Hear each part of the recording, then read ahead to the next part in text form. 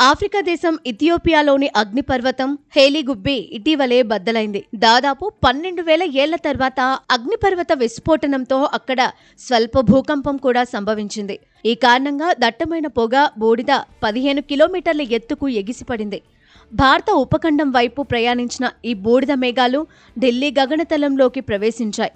వేల అడుగుల ఎత్తున ప్రయాణిస్తున్న ఈ మేఘాలు తొలుత గుజరాత్లో ప్రవేశించి అనంతరం రాజస్థాన్, ఢిల్లీ వైపు మళ్లాయి. ఈ విషయంలో డీజీసీఏ ఇప్పటికే విమానయాన సంస్థలను హెచ్చరించింది. బూడిద మేఘాలతో సమస్య లేకుండా ఫ్లైట్ల మార్గాన్ని మార్చుకోవాలని సూచించింది.